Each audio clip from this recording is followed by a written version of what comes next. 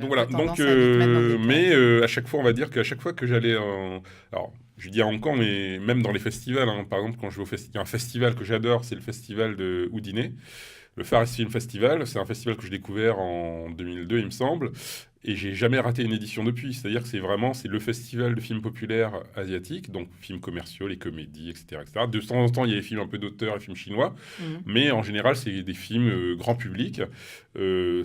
C'est génial, quoi.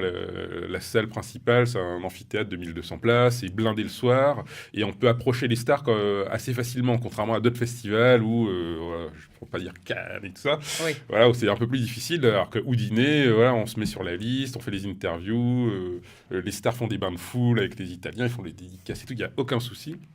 Et ça, j'adore ce festival. Donc, j'ai découvert pas mal de films. Évidemment, j'adore découvrir les films en salle, parce que, évidemment, j'en ai découvert en DVD à l'époque du Chinatown et tout ça. Mais quand je vais en festival, je découvre les films sur grand écran et tout. Alors là, C'est génial. ça reste, quoi. Ça reste. Donc, il y a des films comme ça que j'ai découvert. Enfin, voilà, quoi. Et du coup, voilà. Donc, je fais.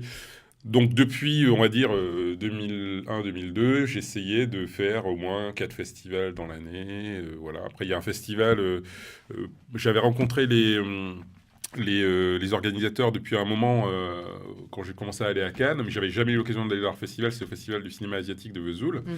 Et eux, c'est plus un cinéma d'auteur. Donc forcément, on va dire, la plupart de mes camarades fans de cinéma de genre, de films d'action, ne vont Ne vont jamais pas à ce là-bas. festival.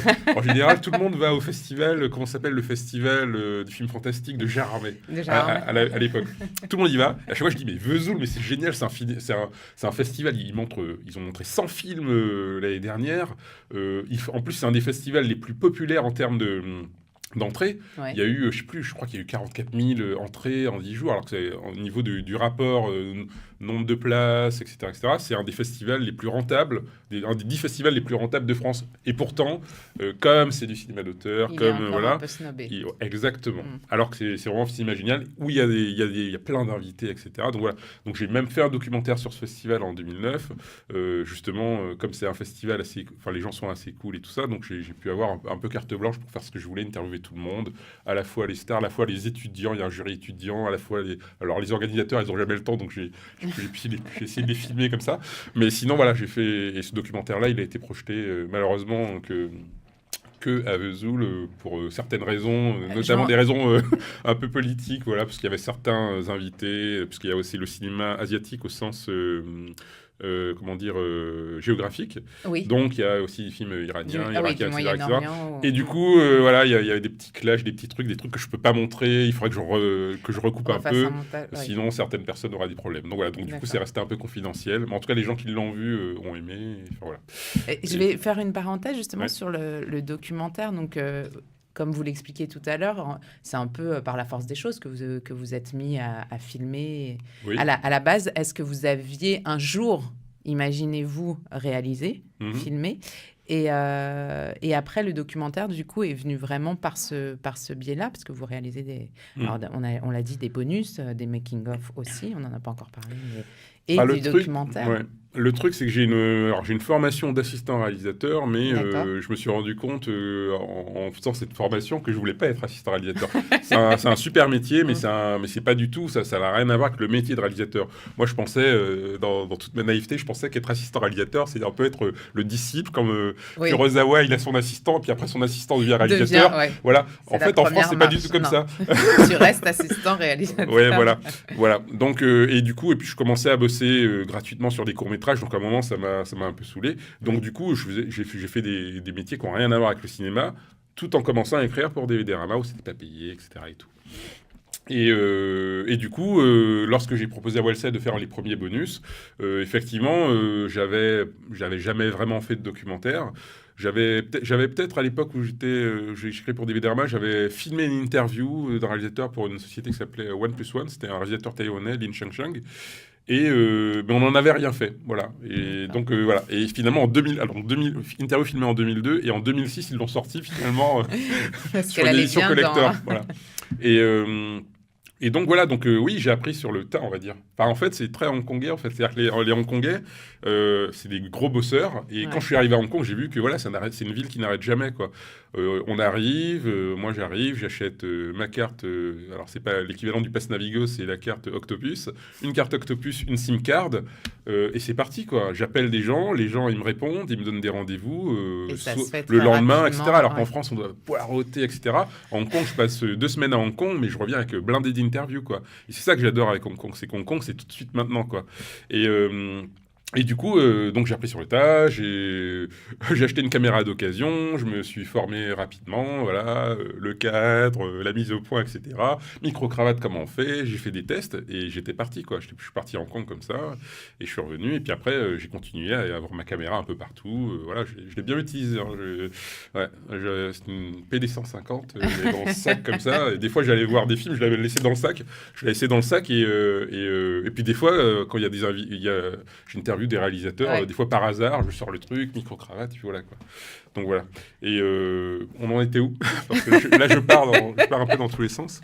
On a fait plein de chemins. Oui, mais là, on parle que de mon parcours. Il faudrait peut-être qu'on parle... On va parler du cinéma hongkongais et chinois, mais on arrive bientôt aux années 2010, on va dire. On s'en était arrêté aux années 2007 où tous les magazines, les bonus s'arrêtent un peu. Ouais. Vous devenez de fait photographe. Ouais, photographe, vidéaste. Alors, je bosse pas mal pour les festivals, en fait, soit en tant que photographe, soit en tant que vidéaste. Donc, là, plus large, du coup, pas forcément cinéma asiatique. Mais alors, par exemple, l'étrange festival pour lequel je fais des photos et un peu de vidéos, je connaissais l'étrange festival depuis l'époque des Vidérama. Ouais. Donc, du coup, ils me connaissent en tant que journaliste, mais après, ils ont vu que je faisais des photos pas mal, etc. Donc, du coup, je suis devenu un peu leur photographe et tout ça. Et pareil, pour le festival du film de Neuchâtel, ils me connaissent... la présidente, elle me connaît depuis, je l'ai rencontrée, je crois, à Houdinet, donc il y a très longtemps. Mais après, il y a les réseaux sociaux aussi. Elle a vu sur les réseaux sociaux que je faisais pas mal de photos, que je filmais pas mal de trucs. Et elle m'a demandé d'être vidéaste pour le festival de Neuchâtel. Donc voilà. Donc c'est vraiment, à chaque fois, c'est que du bouche à oreille, en fait. Enfin, on va dire les 10 dernières années, c'est que du bouche à oreille pour avoir tous les différents jobs, entre guillemets, que j'ai. Quoi. Et vous avez continué aussi à rencontrer quand même les stars. Je pense à une photo que j'ai vue sur Internet de Donnie Yen. Ouais. Vous avez continué... après, dans les années 2010, à toujours rencontrer... c'est toujours des hasards. Enfin, c'est... À la fois, je ne crois pas au hasard. Non, c'est pas le hasard. Non, c'est pas le hasard, mais disons que, il y a deux types de journalistes. Je pense qu'il y a les journalistes qui bossent, qui bossent dans des rédacs de façon régulière, qui sont, on va dire, embauchés entre guillemets. Moi, j'ai jamais été embauché par une rédac. Oui. Le seul magazine pour lequel j'ai bossé régulièrement, c'était Comité, mais bon, il était trimestriel et il n'a pas duré très longtemps. Mais disons que tous les autres magazines pour lesquels j'ai bossé, j'étais un peu électron libre. Je ramenais toujours un truc exclusif. Et c'est pour ça qu'on prenait les articles. Donc voilà, quand j'ai écrit par exemple un article sur Dream Home pour Mad Movies, c'est parce que j'étais sur le tournage de Dream Home à Hong Kong et j'étais le seul à à être sur place. Ouais. Alors que personne n'avait entendu parler de ce film. Et puis et voilà. Et j'étais aussi un peu encore consultant pour Wellside. Donc c'est moi qui ai dit à Wellside, voilà, je suis sur le tournage d'un film gore de Hong Kong, c'est le film le plus gore de tous les temps. Et du coup, ils l'ont acheté avant même que le film il soit mis en vente sur les marchés à Cannes par Fortissimo, je crois, il me semble. Voilà. Et... donc voilà, donc j'étais... Et puis évidemment, au fil des ans, certains réalisateurs deviennent des amis, etc. Donc forcément, quand ils font un film, je me dis, tiens, à qui je pourrais le proposer? Puis là, je veux dire, tant qu'à faire, autant le proposer à un bon distributeur plutôt que... voilà. Donc du coup, je filais un peu des coups de main comme ça pour, je sais pas, les réalisateurs Clément Chung et Derek Kwok qui ont fait un film d'arts martiaux qui s'appelle Gallants, qui a été retitré par Wellside Kung Fu Masters. C'est moi qui leur ai dit, voilà, c'est moi qui en ai parlé à Wellside, je leur ai dit, ce film est génial, c'est une comédie Kung Fu en hommage au film de la Shaw Brothers, donc c'est parfait pour vous, parce que vous avez sorti les films de la Shaw Brothers, donc voilà, je les ai un peu forcés à prendre le film, quoi. Donc voilà. Et vous avez jamais pensé, je sais pas, à monter une agence, à faire justement, ou à vous mettre dans la prod, ou vous aimez bien cette liberté Ouais, alors de le truc, circuler? c'est que moi, j'ai pas été assez réactif sur plein de trucs, notamment le fait d'être middleman. Le truc, c'est qu'une fois que qu'on en a plus besoin, bah, hop, Oui, le lien entre ils se font voilà, directement. voilà. Ouais. Donc voilà. Donc et puis après le côté agent, c'est vrai que c'est pas un truc qui me passionne non plus, quoi. Moi, j'aime bien mettre les gens en relation parce que je les aime bien, mais en faire un métier, non, quoi. Après, prod, c'est un métier. Enfin, c'est un super métier, mais prod, c'est vraiment, enfin voilà, faut vraiment, faut être formé, faut en vouloir. Voilà, voilà. Donc le truc qui me plaît, c'est la réal. Mais là encore, c'est pas non plus, de toute façon, pour être réalisateur, quoi qu'il arrive, faut bosser aussi, quoi. Oui. Donc voilà, donc c'est du temps passé, c'est du temps à écrire, c'est du temps à préparer et tout. Et moi, donc, les trucs que en j'ai fait... réalisation fiction? Pardon, je vous En interromps, réalisation... mais Ouais, ben oui, le truc c'est que en réalisation fiction, l'envie. ben faut se mettre, enfin, on se met sur un truc, et on se met que sur ça. Oui. Donc moi, ça m'obligerait à arrêter Arrêter plein oui. d'autres trucs. Et moi, je suis toujours dans les dilemmes du genre, oui, mais j'aime bien aller dans les festivals, oui, j'aime bien rencontrer les gens. Mais à un moment, si je veux faire un truc à moi, forcément, il faudrait que j'arrête d'aller dans ces festivals, il faudrait que je reste Oui, pendant un temps, en tout cas. un an oui. ou 2 ans en réclusion, enfin, on va dire. Et voilà. Et donc voilà, donc voilà, donc effectivement, même ça fait même, je sais pas, il y a 10 ans, Wilson Yip, donc un réalisateur que j'adore, où j'avais vu son film SPL, donc et pour moi, qui a un peu renouvelé le cinéma d'arts martiaux à Hong Kong. J'ai eu l'occasion de le voir en avant-première, privée, exclusive et tout ça. Donc c'est avec Donnie Yen. C'est à l'époque où Donnie Yen devenait une vraie star de premier plan à Hong Kong. C'était juste avant Ip Man, donc Wilson Yip, c'est le réalisateur de Ip Man. Et Donnie Yen, il a commencé dans les années 80, mais il était second rôle ou réalisateur de second plan pendant des années, et il est devenu un acteur de premier plan depuis le milieu des années 2000, quoi. Ouais. Et quand j'ai vu SPL, j'ai trouvé que c'était un film de fou et tout ça. Et donc j'ai interviewé Wilson Yip et tout ça, et il m'a dit, mais tu voudrais pas faire des films toi aussi et tout. Je suis ouais, c'est vrai. Mais alors pourquoi t'écris pas et tout, voilà. Et c'est vrai qu'il m'avait déjà voilà, titillé comme ça et tout. Et c'est vrai que moi, voilà, j'étais un peu flemmard.